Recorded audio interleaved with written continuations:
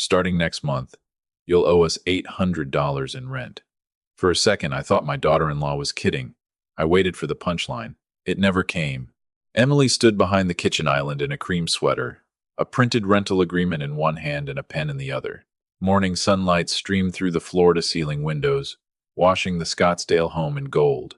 My son Ryan sat a few feet away, staring into his cereal bowl. He never looked at me. Never looked at her. Never said a word. Emily slid the papers across the granite counter. I've already worked out the numbers. 800 covers your room, utilities, internet, and shared household expenses. I frowned. My room? She gave a casual shrug. You're living here. Everyone contributes. I picked up the agreement. It wasn't a joke. It was a month-to-month lease, complete with a signature line, payment deadline, late fees, and a clause allowing them to remove me with 30 days' notice if I missed rent. I looked at Ryan. He finally met my eyes. Dad, I think it's fair. Fair. That single word lingered in my head. Emily folded her arms. Most people your age pay something when they live with family. I let my eyes drift across the kitchen, the Viking appliances, marble countertops, custom cabinets, and the view of Camelback Mountain stretching beyond the glass. Everything about the house reflected success. What neither of them knew was that 9 months earlier, I had quietly purchased the entire $2.6 million property. They weren't asking a tenant for rent. They were billing the man who owned the house. My name is Thomas Bennett. I'm 67, a widower, and a retired commercial contractor. For 42 years, I built office towers, schools, medical clinics, and apartment complexes across Arizona. Concrete, steel, and impossible deadlines never intimidated me. I thought I understood people just as well. I was wrong. My wife Linda used to laugh and say, "Tom, building houses is easy. Building a family is the real challenge." I always brushed it off. She was right. 3 years ago, pancreatic cancer took her from me. The doctors warned us. Hospice prepared us. None of it prepared me for the silence after 50 years together. Every room in our old house carried her memory. Her gardening gloves still hung by the garage. Her favorite coffee mug stayed in the cabinet. Even her side of the bed refused to forget her. A year later, I sold the house not because I wanted to, but because staying there hurt more every day. Ryan convinced me to move closer. You'll have the grandkids. You won't be alone. Emily smiled and said they'd love having me nearby. Back then, I believed every word. They even helped me find a small apartment 10 minutes away. For the first year, life felt exactly the way I'd hoped. Every afternoon, I'd pick up Mason and Chloe from school, buy them ice cream, help with homework, and teach Mason how to build birdhouses in my garage. I honestly believed I'd found my place again. Emily thanked me constantly back then. Ryan hugged me every Sunday before I left. If anyone had told me those same two people would one day hand me a lease and charge me rent, I would have laughed in their face. But change rarely arrives all at once. It slips in quietly. Emily became obsessed with keeping up appearances. First came the luxury SUV, then designer handbags, then a backyard makeover, followed by a full kitchen renovation, even though the old one was practically brand new. After that came lavish vacations, private school tuition, and country club memberships. Ryan looked more worn out every month. He started working weekends, then late nights. I assumed they were just going through a difficult season. Then one accident changed everything. I was having lunch with my longtime attorney, Frank Collins. We'd worked together for over 30 years on commercial property deals. Halfway through the meal, he frowned at his tablet. "That's odd." I looked up. "What is?" He turned the screen toward me. "Your son's address." My stomach tightened. "What about it?" "The lender just filed preliminary foreclosure paperwork." I almost dropped my fork. The address was unmistakable. Ryan's house. This house. The mortgage was months behind. I sat there staring at the screen, unable to believe what I was seeing. Ryan had never mentioned a single financial problem. That night I drove home with one question repeating in my head. How bad was it? The next morning I asked Ryan if everything was okay. He smiled without missing a beat. "Everything's great, Dad." It was a flawless lie. A week later I met Frank again. He explained the situation. The bank hadn't completed the foreclosure yet, but time was running out. Unless someone cleared the balance or bought the property, the family would lose the house. The only faces I could picture were Mason and Chloe. Mason had learned to ride his bike in that driveway. Every birthday, Chloe measured her height against the pantry door. They didn't deserve to lose the only home they'd ever known, so I made a decision and told no one. Years earlier, Frank had helped me create an LLC for investment properties. Through that company, I negotiated directly with the lender. The deal stayed completely confidential. The mortgage vanished. Ownership transferred to my company. Ryan and Emily kept sending what they believed were mortgage payments, never realizing those payments had become rent under the new ownership arrangement. Frank told me I should explain everything. I shook my head. They're embarrassed enough already. They don't need to know. I rescued them. I thought I'd tell them when the time was right. That day never came. Instead, Emily slowly changed. She started calling every room my house. She complained about where I parked. She scolded me for leaving tools in the garage after fixing things around the property. One afternoon, she even asked me not to move the furniture because it might hurt the home's resale value. At the time, I thought it was a strange comment. Now it made perfect sense. She truly believed every square foot belonged to her. Just last month, I overheard her telling a neighbor, "We'll probably sell this place in a few years and upgrade." I almost laughed at the irony. Then came this morning. Emily tapped the rental agreement with one perfectly manicured fingernail. I looked at Ryan one last time. He still couldn't meet my eyes. I laid the papers back on the counter. "I'll think about it." Emily smiled with quiet satisfaction. "I knew you'd understand." She mistook my silence for surrender. It was the biggest mistake she was about to make. She had no idea what my silence meant. I wasn't giving in. I was deciding how much kindness they still deserved. That night, I barely slept. The unsigned rental agreement lay on my kitchen table beneath the little lamp. Linda insisted we buy nearly 20 years ago. "Every home needs one warm light," she'd always said. "It makes people feel welcome." I stared at those papers for nearly an hour. $800 wasn't the problem. If Ryan had knocked on my apartment door and simply said, "Dad, we're struggling. Can you help?" I would have written a check for $8,000 without thinking twice. Money had never come between us. Respect had. There's a difference between asking for help and sending a bill to the man who spent his life helping you. The next morning, I followed my usual routine. Coffee, a short walk, breakfast at the neighborhood diner where most of the regulars had gray hair and knew each other by name. Martha, the waitress, poured my coffee before I even sat down. "You look tired, Tom." "Didn't sleep much." She smiled. "Happens to all of us." I smiled back. If only that had been my biggest problem. As I stirred my coffee, old memories surfaced one after another. Betrayal has a strange way of pulling the past back into the room. Ryan was 6 the first time work kept me away all weekend. A hospital project outside Phoenix had fallen behind schedule, and the company offered double overtime. Linda begged me not to go. Ryan had his very first baseball game that Saturday. "I'll be at the next one," I promised.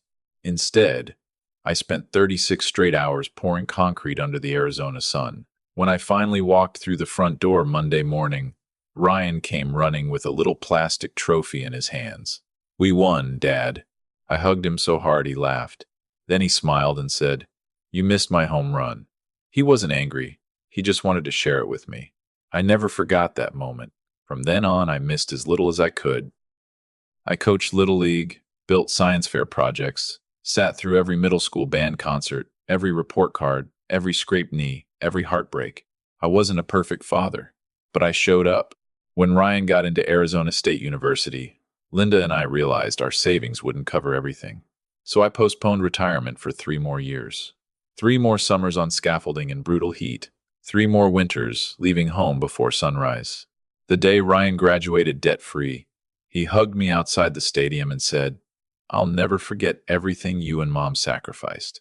I believed every word. Then he married Emily. She was smart, confident, and full of ambition. Linda adored her from the start. "She has wonderful energy," she'd whisper. Looking back, maybe we mistook confidence for character. The wedding cost far more than Ryan could afford, so I quietly covered the difference. No one asked. I simply wanted them to begin their marriage without debt hanging over them. Emily hugged me afterward, and thanked me for everything I'd done. Back then, I thought my son had found the perfect partner. When Linda got sick, Emily came almost every weekend. She brought homemade soup, fresh flowers, and sat beside Linda's bed reading magazines for hours. I never imagined the woman who showed my wife so much kindness would one day ask me to pay rent in a house that belonged to me. Those memories made the present even harder to understand. People rarely become different overnight. Sometimes success changes them. Sometimes money does. And sometimes they simply stop hiding who they are. After Linda's funeral, Ryan came by every Sunday, then every other Sunday, then once a month. Before long, our conversations were reduced to text messages. Emily was always busy. The kids had soccer, dance lessons, birthday parties. Life kept getting in the way. I told myself that was normal, so I adapted. Instead of waiting for invitations, I'd stop by after school. Mason and Chloe loved it. We'd build bird feeders, fix old bicycles, and bake cookies together. Mason once whispered that my chocolate chip cookies were better than his mom's. I was smart enough to keep that secret. But little by little, Emily changed. One afternoon, she found me replacing a broken sprinkler valve in the backyard. "You don't have to fix everything." "I know. I just don't want something breaking if I can help it." She folded her arms. "I just don't want the neighbors thinking we can't afford repairs." I wiped the dirt off my hands. "That wasn't what I was thinking about." She nodded, but her face said otherwise. After that, I replaced the garbage disposal, repaired the garage door, fixed the dishwasher. Every time, she thanked me a little less, until one day she stopped thanking me at all. Then came the afternoon that hurt more than I expected. I showed up to pick up Mason and Chloe from school like I always did. Emily met me at the front door before I could even step inside. "We've decided to hire someone." "For what?"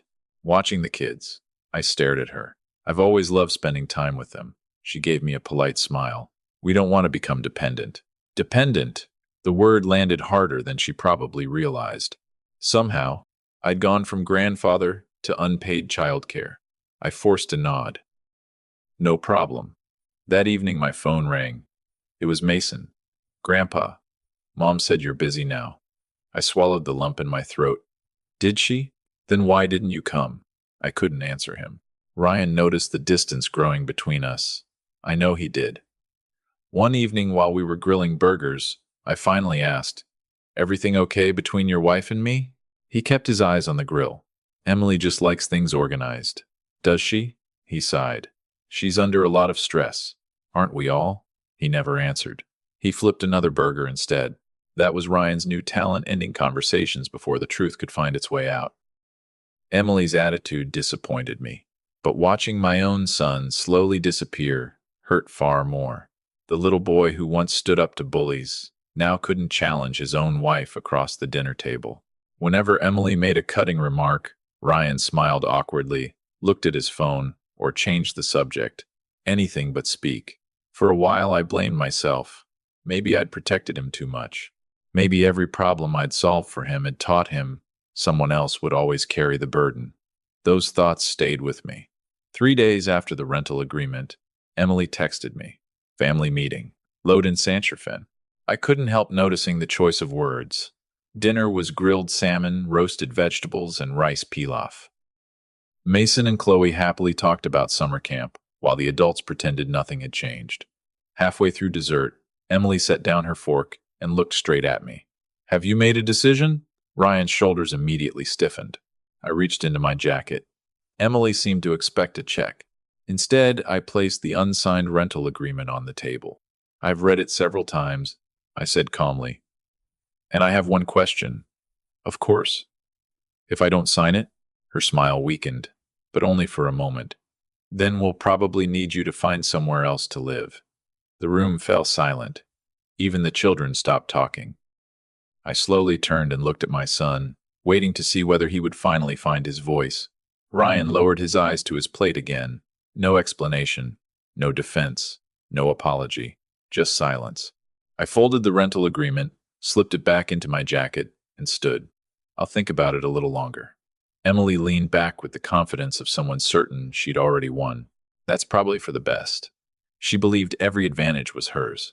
She believed I had nowhere else to go. Most of all, She believed that house belonged to her family. As I drove home beneath the Arizona sunset, I picked up my phone and called the only person who needed to hear from me. Frank answered on the second ring.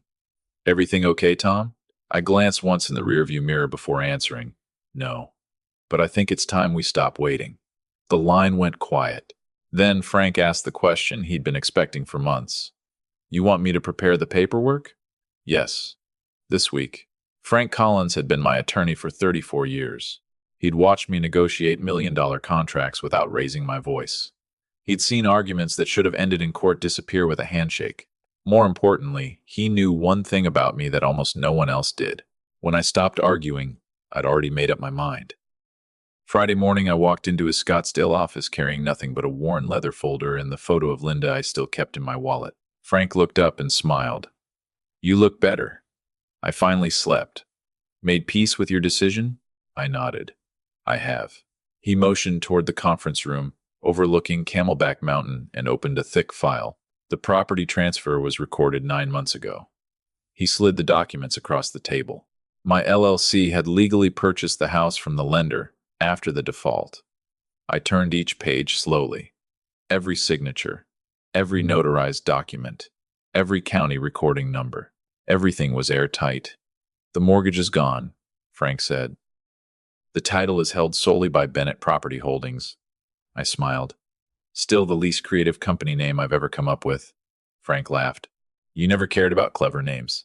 I cared about solid foundations." He closed the file. "So you're ready to transfer the property into your own name?" "Yes."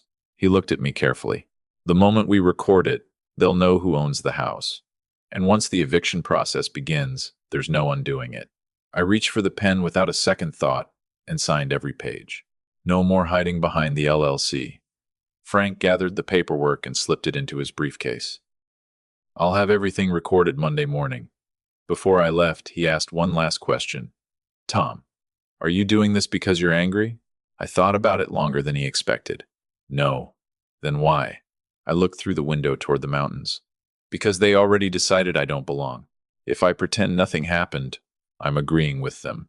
Frank gave a slow nod. That's the answer I was hoping to hear.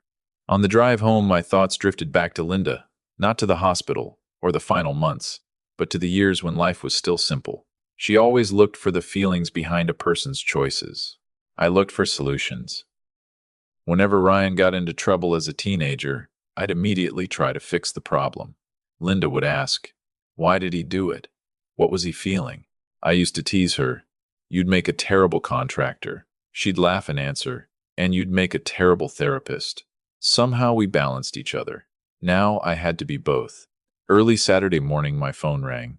The screen lit up with one name that could still make me smile. Mason. "Hey, Grandpa. Grandpa, are you still coming to my baseball game?" Mason asked over the phone. I smiled before I even answered. I wouldn't miss it. The field was only 15 minutes away. Ryan stood coaching first base, while Emily sat beneath a canopy with the other parents. The moment I stepped out of my truck, Mason spotted me. "Grandpa." He sprinted across the grass and wrapped his arms around my waist before anyone could stop him. "You came." "Of course I did." He grinned. "You always do." He had no idea how much those 3 words meant to me. And as long as I had a choice, I always would. For Mason, for Chloe. Children should never have to carry the weight of their parents' mistakes. After the game, Mason proudly carried his helmet toward the parking lot, already knowing our routine. "Ice cream." Emily stepped in before we reached my truck. "We're going straight home." Mason's smile faded. "But Grandpa always takes us for ice cream." She answered with the same polite smile she'd been wearing for months. "Not today." I knelt beside him. "It's okay, buddy. We'll go another time." He nodded, trying to hide his disappointment. As their SUV pulled away, Chloe turned around in her seat and pressed her tiny hand against the window. I raised mine in return until the vehicle disappeared around the corner. That image stayed with me the rest of the day. Monday morning, Frank called. "It's done. The deed has been recorded." "Good. I've also prepared the eviction notices." I took a slow breath. "Let's go through every page." He emailed the documents while we talked. Arizona law required specific notice periods, proper service, and strict procedures. I wanted everything done exactly the way the law intended. No tricks, no public embarrassment, no shortcuts, just the truth on paper. After we hung up, another thought crossed my mind. I called Frank back. One more thing. What's that? I don't want the kids caught in the middle. He paused. What are you thinking? Find a furnished rental nearby. For Ryan? No. I smiled to myself. Find one big enough for all four of them. Frank understood immediately. You'll cover the rent. For as long as they need. He was silent for a moment. Tom, after everything they've done, the children didn't do any of it. Fair enough. Tuesday evening I drove past the house one last time, not to spy, but to remember it before everything changed. The porch lights glowed warmly. Flower baskets hung by the front door. Ryan washed his truck while Emily laughed with a neighbor across the driveway. From the street, they looked like the picture-perfect American family. No one passing by could have guessed the mortgage had already swallowed the house, or that the father who had quietly saved it was sitting alone inside a pickup truck, wondering whether there was still anything left to save. The following afternoon, Emily called. Her voice sounded unusually cheerful. Hi, Tom. We're repainting the upstairs guest room. Are you? We've decided to turn it into a home office. We don't really need a guest room anymore. The message couldn't have been clearer. There would be no place for me in that house, not as a guest, not as family. I simply replied, I hope it turns out beautifully. She sounded almost disappointed that I didn't argue. That night I opened the old cedar chest Linda had kept at the foot of our bed. Inside were decades of our life together, birthday cards, vacation photos, our wedding album. Near the bottom, I found a small white envelope with my name written in Linda's handwriting. I'd forgotten it was there. Inside was a note she'd written years earlier during one of our anniversary trips. It said, Tom, you've spent your whole life taking care of everyone else. Promise me something. If the day ever comes when someone mistakes your kindness for weakness, don't let them. Linda's note ended with one final line. Loving people doesn't mean letting them erase your dignity. I read it once, then again, then a third time. By the fourth, the words had started to blur. I could almost hear her voice beside me. She wasn't telling me to get even. She was reminding me that kindness without self-respect eventually becomes permission. I carefully folded the letter, slipped it back into its envelope, and knew exactly what I had to do. Thursday morning, Frank arrived at my apartment, carrying a slim leather briefcase. He placed 3 sealed envelopes on my dining table, one for Ryan, one for Emily, and one for the process server. They looked so ordinary.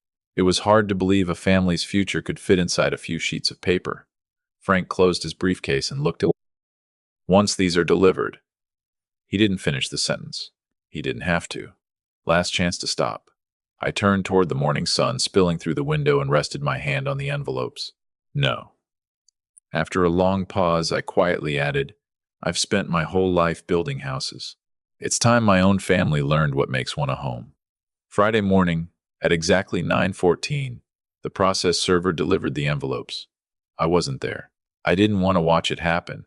Some moments are better imagined than witnessed. Instead, I sat alone on a bench in Chaparral Park with a cup of coffee growing cold in my hands. At 9:26, my phone rang. Ryan. I let it ring twice before answering. His breathing was ragged. Dad. What is this? I assume you've opened the envelope. Eviction papers. His voice cracked. There has to be some mistake. There isn't. A long silence followed before he finally whispered, Can you come over? I'll be there in 30 minutes. By the time I pulled into the driveway, Ryan was pacing back and forth, while Emily stood in the yard shouting into her phone. The process server was long gone. Even before I got out of my truck, I heard her voice. This is harassment. We own this house. She spotted me and stormed across the driveway, waving the papers in the air. What kind of sick joke is this? It isn't a joke. She shoved the documents toward my chest. You think you can scare us? No. I'm informing you. Informing us of what? I met her eyes without raising my voice. That the house belongs to me. For one brief second she laughed a loud, mocking laugh. Ryan didn't. The color had already drained from his face. Emily shook her head. That's ridiculous. Our names are on the mortgage. Were, I corrected. She frowned. What? Were. I don't know what game you're playing. I'm not playing one. Ryan finally found his voice.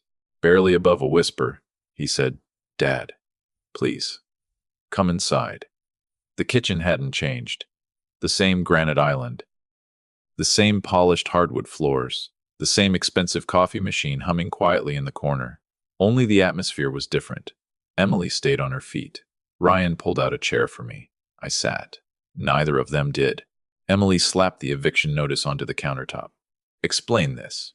I folded my hands. 9 months ago, your mortgage went into default. That's impossible, she snapped. It isn't. Ryan slowly turned toward her. You told me we'd caught up. Emily ignored him completely. You don't know anything about our finances. I know more than you think. Ryan looked back at me, his face losing what little color remained. Dad, what did you do? I held his gaze. I saved your house. The room fell completely silent.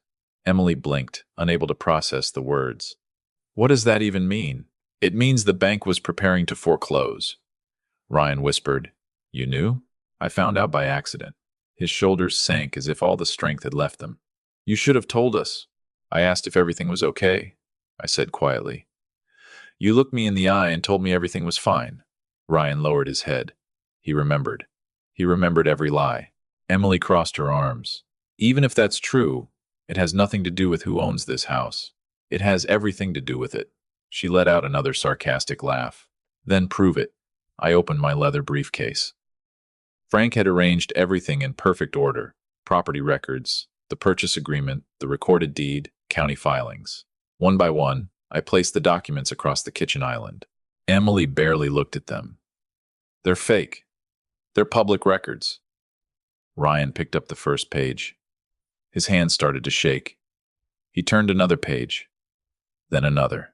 His breathing became uneven. Dad. He looked toward Emily. Our mortgage. She snatched the papers from his hands. What am I even looking at? Her eyes jumped from one page to the next. The lender transferred the property. The deed. No.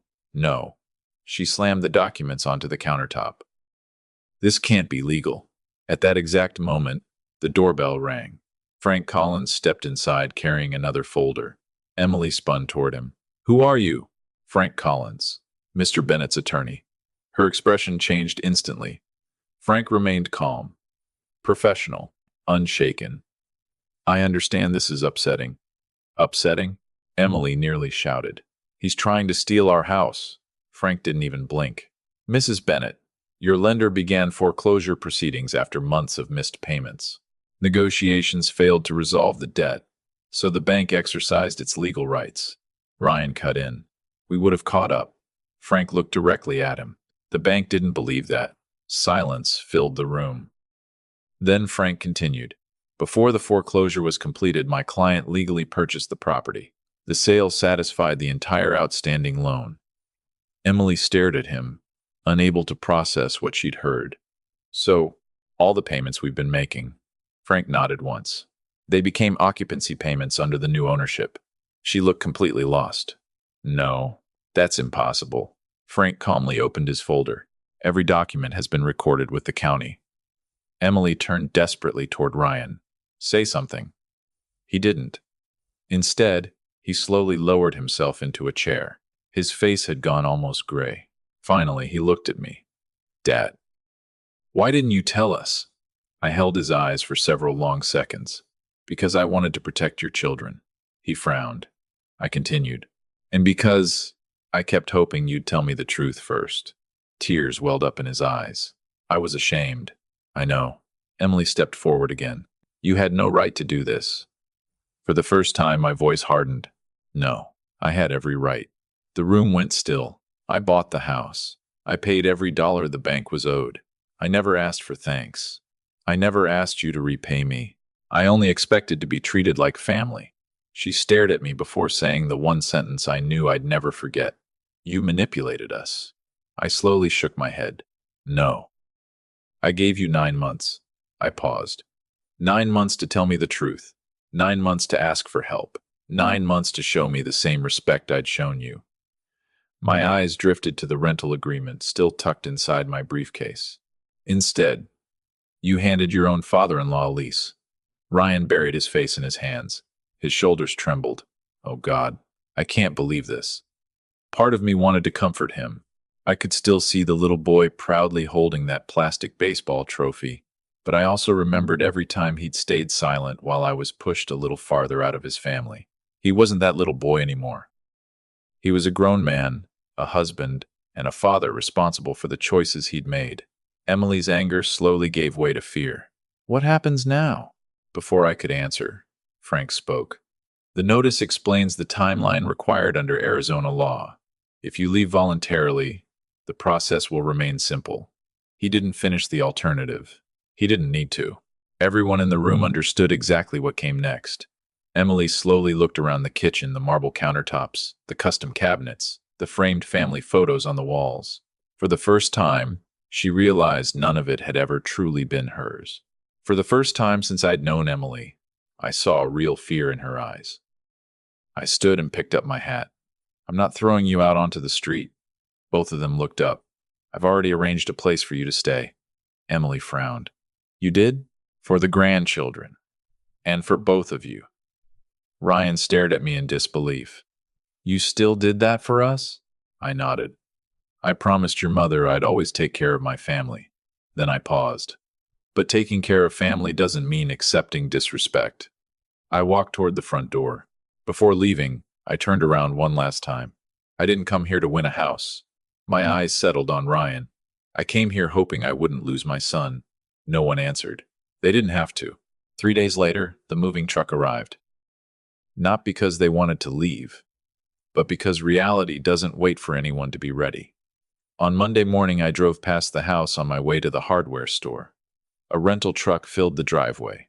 Ryan carried boxes from the garage while Emily stood near the front door giving instructions into her phone. For a moment, I thought about stopping. Then I kept driving. They deserved the privacy I'd once wished they'd given me. People imagine justice as shouting, slammed doors, and public humiliation. Most of the time, it arrives quietly. There were no police cars, no angry crowds, no dramatic scene in the street. Just a family packing up the life they believed could never be taken away. Later that afternoon, Frank called. They accepted the rental. I let out a slow breath. Good.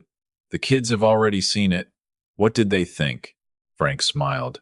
They love the backyard. Something inside me finally relaxed. The house I'd rented wasn't luxurious, just a comfortable 4-bedroom home 15 minutes away. Same school district. Same baseball field. Same dance studio. I insisted on every detail. Children lose enough when adults make bad decisions. They shouldn't lose their childhood too. Tuesday evening, my phone buzzed. It was Mason. Grandpa. Hey, buddy. We're moving. I know. He was quiet for a few seconds before asking, did we do something bad? That single question hit harder than anything Emily had ever said. No. You and Chloe didn't do anything wrong. Then why can't we stay? I chose every word carefully. Sometimes grown-ups make mistakes. Big ones. Another long silence followed. Then he asked, almost in a whisper, are you still my grandpa? I closed my eyes. Always. No matter where you live. His voice immediately brightened. Can we still build the treehouse this summer? I laughed despite the lump in my throat. You better believe we can. Awesome. Love you, Grandpa. I love you too, buddy. After the call ended, I sat alone for a long time. No legal victory could ever mean more than hearing those 4 words. The following Friday, Ryan asked to meet. Not at the old house.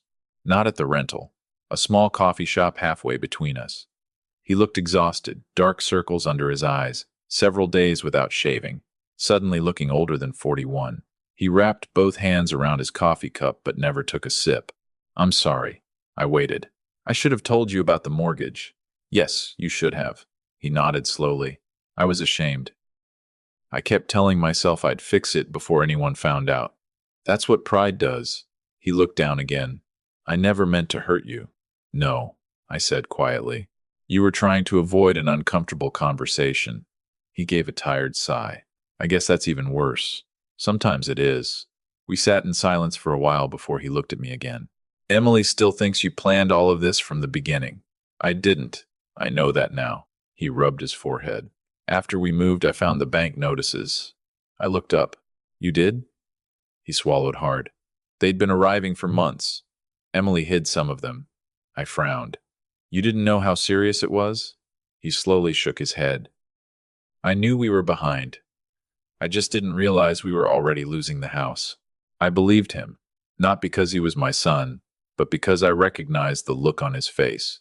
It wasn't the shame of being caught. It was the shame of finally seeing what he'd become. A week later, my phone rang again. Emily. I almost let it go to voicemail. Almost. Hello? Her voice was quieter than I'd ever heard it. I need to ask you something. Go ahead. She hesitated. Why? Why what? Why are you paying for our rental? You could have just thrown us out. I leaned back in my chair and looked out the window. I could have. Another pause. Then why didn't you? My mind drifted to Linda, to 50 years of marriage, and to the note she'd left behind. Because my disagreement is with you and Ryan, not with Mason and Chloe. She didn't speak. After a few seconds, I added, and no matter what happened, you're still the mother of my grandchildren. I heard her catch her breath. I don't deserve that kindness. No, I answered honestly. You don't. But kindness isn't always something people earn. Sometimes it's simply a choice. She thanked me quietly.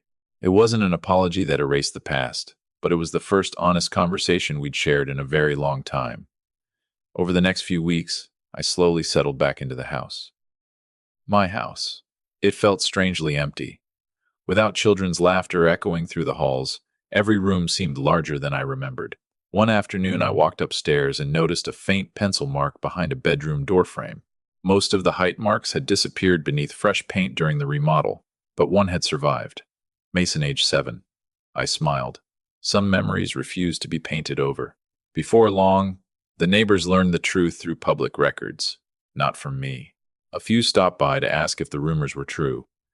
You actually saved the house? One asked. I tried. And they charged you rent? I simply nodded.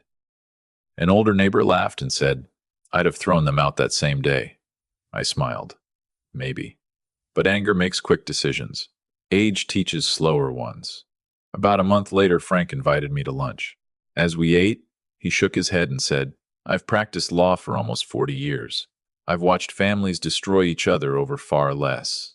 I wasn't trying to destroy anyone. I know, he replied. That's exactly why I wanted to see you. He stirred his iced tea. Do you realize you could have sued them? I shrugged. I wasn't interested. You could have demanded back rent. I laughed. They already tried that. Frank chuckled before turning serious again. You're handling this better than most people would. I looked through the restaurant window for a moment. When Linda died, I learned something. Life's too short to spend it chasing revenge. I only wanted my dignity back. Frank lifted his glass with a smile. I'd say you got it back. Little by little, the house felt like home again. Not because anything inside it changed, but because the tension was finally gone. I could drink my morning coffee without feeling like an unwanted guest.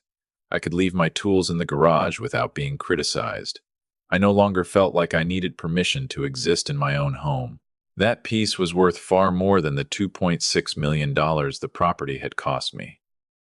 Even so, every evening when I looked at the empty chairs around the dining table, I couldn't help wishing peace hadn't come at the price of distance. Nearly 6 months passed before someone knocked on my front door. I knew who it was before I opened it. Parents never forget the sound of their children's footsteps, no matter how old those children become. When I opened the door, Ryan stood there in faded jeans and an old Arizona State sweatshirt, wearing the same uncertain expression he'd had as a teenager whenever he knew he'd made a mistake. When I opened the door, neither of us spoke for several seconds. Then Ryan lifted a worn cardboard box. I found these while we were unpacking. I looked inside. Linda's old recipe book, several framed family photos, a Christmas ornament Mason had made in 2nd grade, and my favorite hammer, the one my father had given me when I was 21. I picked it up and smiled. I thought I'd lost this. Ryan managed a sad smile. It was still in the garage. He hesitated before quietly asking, Can I come in? I stepped aside. Of course. My apartment wasn't big, but it felt like home. A bookshelf covered one wall. Linda's favorite rocking chair sat beside the window. Fresh coffee filled the air. Ryan slowly looked around the room. I've never actually seen where you live. I nodded. No. I guess you never asked. He lowered his eyes. It wasn't a cruel truth, just an honest one. Somewhere along the way, he'd started assuming I'd always be fine, always waiting, always there whenever he needed me. We sat at the kitchen table talking about ordinary things, the Arizona heat, baseball season, Mason and Chloe's school. Eventually, Ryan took a deep breath. I've started seeing a counselor. I looked up and smiled. Good. He gave a bitter laugh. I used to think therapy was for people who couldn't handle life. I shook my head. No, therapy is for people willing to face it. He nodded slowly. During my second session, my counselor asked me when I stopped making my own decisions. He stared into his coffee for a long moment. I couldn't answer. Then he looked at me. I kept blaming Emily. But the truth is, I let it happen. I avoided every difficult conversation with her, with you, and with myself. I didn't interrupt. Sometimes people don't need advice. They just need someone willing to listen while they finally tell themselves the truth. A few weeks later, Mason invited me to his baseball championship game. This time, both Ryan and Emily were waiting to greet me at the entrance. Emily looked different. Not because of her clothes, but because something in her expression had changed. The confidence that once looked like arrogance had been replaced with humility. After the game, while Mason celebrated with his teammates, she walked over to me. I owe you an apology. You don't have to. She gently shook her head. Yes, I really do. She folded her hands together, suddenly nervous. I spent years believing success meant a bigger house, a better neighborhood, nicer vacations, more expensive things. She glanced across the parking lot before looking back at me. Somewhere along the way, I forgot that character matters more than appearances. I stayed silent, letting her continue. I also forgot that gratitude isn't just something you feel. It's something you choose every day. There were no tears, no dramatic speech, just honest words. And sometimes honesty is the hardest apology of all. She swallowed before saying, I'm sorry for treating you like you were a burden. I'm sorry for making you feel unwelcome. And I'm sorry for trying to charge you rent in your own house. For the first time in months, I smiled without carrying any sadness behind it. Thank you. Those two words were enough. Forgiveness doesn't always begin with an embrace. Sometimes it begins with someone finally telling the truth. Things didn't instantly return to the way they used to be. Life doesn't work that way. Trust, once broken, grows back slowly, like a tree after a storm. It lives again, but the scars never completely disappear. Ryan started calling every Sunday not because he felt guilty, but because he genuinely wanted to. Sometimes we'd meet for breakfast. Sometimes we'd spend the afternoon with Mason and Chloe, slowly rebuilding what had nearly been lost. Some weekends, Ryan and I worked on small woodworking projects in my garage. Other days, we simply sat on the porch with coffee, saying almost nothing. The silence no longer felt heavy. It felt earned. One Saturday, Mason and Chloe came over to help me build the treehouse I'd promised. As we measured lumber and hammered nails together, Mason suddenly looked up. Grandpa, are you rich? I laughed. Why would you ask that? Mom said you bought a really expensive house. I smiled. I've been very fortunate. He thought for a moment before asking another question. Is that why you're happy? Children have a way of asking what adults spend years avoiding. I set my hammer down and pointed at him. No. You know what makes me happy? He shook his head. You do. Your sister does. Watching you two grow up, teaching you how to build things with your own hands. He looked at the unfinished treehouse. So this is better than a mansion? I smiled. Much better.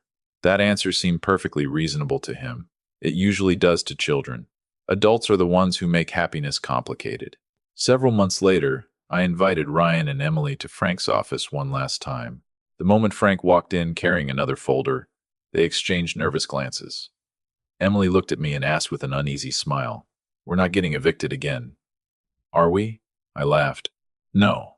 Frank laid several documents on the conference table. Mr. Bennett asked me to update his estate plan. Ryan immediately looked uncomfortable. Dad, You don't have to leave us anything. I know. Frank opened the folder. The house will remain in Mr. Bennett's trust. Ryan nodded. That makes sense. Then Frank continued. There is one condition. Emily frowned. A condition? I answered before Frank could. When I'm gone, the house won't belong to either of you. Ryan looked surprised. Then who? I smiled. Mason and Chloe. Neither of them spoke. The house will stay in trust until they're adults. It can't be sold, borrowed against, or used to finance anyone's lifestyle. It will always be a place they can come home to, no matter what happens in life. Ryan slowly smiled. You really thought this through. I've had plenty of time. Emily quietly reached across the table. This time she wasn't reaching for paperwork. She was reaching for my hand. Thank you.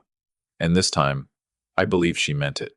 The older I get, the more I understand that a house has never been measured by its square footage, its market value, or the countertops inside it. A real home is measured by something far simpler, whether the people inside feel safe, respected, welcome, and loved. For a while, I lost that feeling, not because someone took it away, but because I forgot that protecting my own dignity is just as important as protecting the people I love. Standing up for yourself doesn't mean you love your family any less. Sometimes it's the only thing that gives them the chance to become better.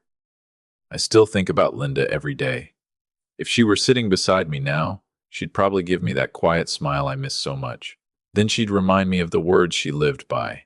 Kindness should always open the door, but dignity should decide who gets to stay. And after everything that happened, I finally understood exactly what she meant.